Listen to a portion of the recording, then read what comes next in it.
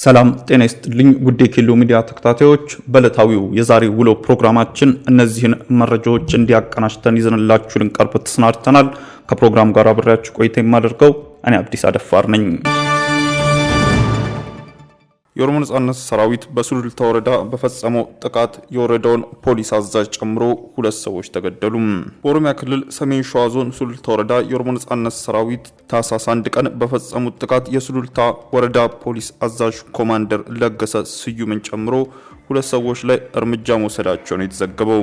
ጥቃቱ ሮብ ገበያ በሚባል አካባቢ የተፈጸመ ሲሆን ከተገደሉ ሰዎች በተጨማሪ 2 ሰዎች መቁሰላቸውንና ሌሎች 2 ሰዎች በታጣቂዎቹ ተይዘው መወሰዳቸውን የወረዳው ኮሚኒኬሽን አስታውቋል። የኦሮሞ ነጻነት ሰራዊት ባደረሰው ጥቃት ከቆሰሉ ሰዎች መካከል የወረዳው የብልጽግና ፓርቲ ኃላፊ የሆኑት ሲሳይ በሻዳ እንደሚገኙበትና ለሕክምና ጮንጮ ሆስፒታል እንደሚገኙም ተዘግቧል። የጥቃት የተፈጸመው በቅርቡ በኦሮሚያ ክልል መንግስትና ከኦሮሞ ነጻነት ሰራዊት መገንጠሉን ካስታወቀው ጃልሰኝ ረጋሳ ጋር የሚመራው ቡድን ጋር የሰላም ስምምነት መፈረሙን ተከትሎ በርካታ የታጠቁ አባላቱ ወደ ተዘጋጁ የስልጠና ማዕከላት እየገቡ ባሉበት ወቅት ነው። ጥቃቱ የተፈጸመባቸው ኃላፊዎች በመንግስትና የቀድሞ የኦሮሞ ነጻነት ሰራዊት ማዕከላዊ አዛዥ ጃልሰኝ መካከል የተፈረመውን ስምምነት ለማስፈጸም ከማህበረሰቡ ጋር ውይይት በተሰማሩበት ወቅት መሆኑን የወረዳው ኮሚኒኬሽን ገልጿል። ይህንንም ያስታወቀው የኦሮሞ ነጻነት ሰራዊት በበኩሉ ትላንት ባወጣው መግለጫ ጥቃቱን መፈጸሙን አምኗል። የወረዳው መግለጫ በበኩሉ የኦሮሞ ነጻነት ሰራዊትን ተችቶ መንግስት ከኦሮሞ ነጻነት ሰራዊት ጋር በሰላማዊ መንገድ ስምምነት ለመፍጠር እየሞከረ ባለበት ወቅት ከአባገዳዎች ከአደ ሲንቄዎችና ከሌሎች አካላት ጋር በመተባበር ሰላምን ለመፍጠር በሚሞክርበት ወቅት ባፈነገጠ መልኩ አሳፋሪ ተግባርን የፈጸመው ሲል የኦሮሞ ነጻነት ሰራዊትን ከሷል። የኦሮሞ ነጻነት ሰራዊት በመግለጫው በፓትሮል ተሽከርካሪ ላይ ባነጣጠረ ኦፕሬሽን ኮማንደር ለገሰ ስዩም መግደሉንና የሱሉልታ ወረዳ ብልጽግና ፓርቲ ኃላፊ ሲሳይ በሻዳ ማክሰሉን ገልጿል። በተጨማሪም የመከላከያ ሰራዊቱና ፖሊስ አባላትን መግደሉንና ማገቱንም አስታውቋል። የግድያ በኦሮሚያ ክልል በኦሮሞ ነጻነት ሰራዊትና በመንግስት የጸጥታ አካላት መካከል ለ6 ዓመታት በዘለቀው ግጭት ምክንያት በመንግስት የስራ ኃላፊዎች ላይ ያነጣጠረው ተከታታይ ግድያ አካል እንደሆነም ነው የተጠቀሰው። ከዚህ ቀደም በክልሉ የሰሜን ሸዋ ዞን ጥቅምት 22 ቀን በመንግስት የጸጥታ አካላትና በኦሮሞ ነጻነት ሰራዊት ታጣቂዎች መካከል ግጭት መቀስቀሱን ተከትሎ ታጣቂዎቹ በፈጸሙት ጥቃት የውጫሌ ወረዳ አስተዳዳሪ አቶ ንጉሴ ኮሩን ጨምሮ 45 ሰዎች መገደላቸው ይታወሳል። በተጨማሪም የሰሜን ሸዋ ዞን ብልጽግና ፓርቲ ጽህፈት ቤት አቶ ንጉሴ የጸጥታውን ሁኔታ ለመከታተል ወደ ካራ አካባቢ ሲጓዙ በጥይት ተመተውም ተገድለው ነበር። በሰኔ ወር በደቡብ ምዕራብ ሸዋ ዞን ሰደን ሶዶ ወረዳ አስተዳዳሪ የሆኑት አቶ በቀለ ካቻ በማንነታቸው ባልታወቁ ሰዎች መገደላቸውም ተዘግቧል። በተመሳሳይ ወር በምዕራብ ሸዋ ዞን አዳ አበርጋ ወረዳ ምክትል አስተዳዳሪ የሆኑት አቶ አብዲሳ ቀነኒ በበካቴ ከተማ በሚገኘው መኖሪያ ቤታቸው አካባቢ በታጣቂ ቡድን ተገድለዋል።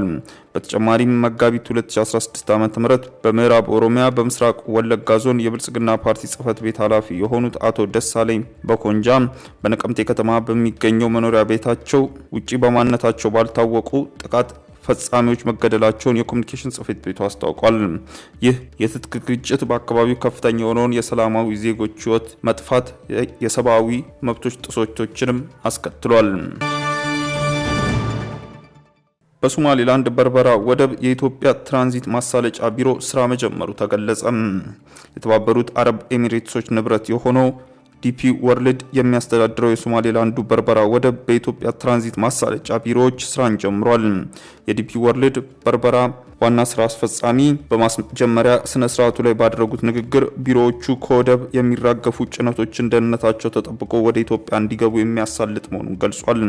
የሶማሌላንድ የገንዘብና ልማት ሚኒስቴሩ በበኩላቸው የ120 ሚሊዮን ህዝብ ያላትን ኢትዮጵያ አማራጭ ወደቦችን መጠቀም ትችላለች ብለዋል። በተጨማሪም ቢሮዎቹ ስራ መጀመራቸውን ሁለቱ ሀገራት መካከል ያለውን የንግድና ኢንቨስትመንት ትስስር የሚያሳድግ መሆኑን አመላክተዋል። በተጨማሪም ትልቅ ጭነቶችን ጨምሮ በተለይም ከመካከለኛው ምስራቅና ከአውሮፓ የሚገቡ እንደ ስንዴ፣ ሩዝ፣ የተቀነባበሩ ምግቦችና ማሽነሪዎችን የጉምሩክ ህግን ጠብቀው ወደ ሀገር ውስጥ እንዲገቡ ለማድረግና ለማዳረስ ያስችላል መባሉንም ኢቢሲ ዘግቧል።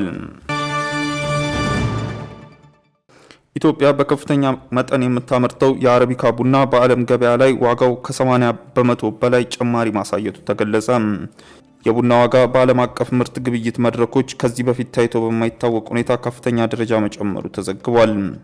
ኢትዮጵያና ሌሎች ጥቂት ሀገራት የሚያመርቱት ተፈላጊው የአረቢካ ቡና አይነት በዓለም ገበያ ላይ ዋጋው በከፍተኛ ሁኔታ ጨምሯል።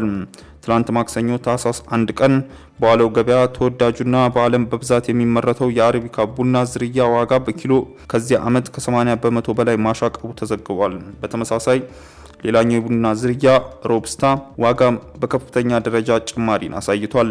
ባለፈው የአውሮፓውያን ዓመት ከፍተኛውን የአረቢካ ቡና ያመረቱ ሀገራት ብራዚል፣ ኮሎምቢያና ኢትዮጵያ መሆናቸውን የአሜሪካ የእርሻ መስሪያ ቤት አስታውቋል።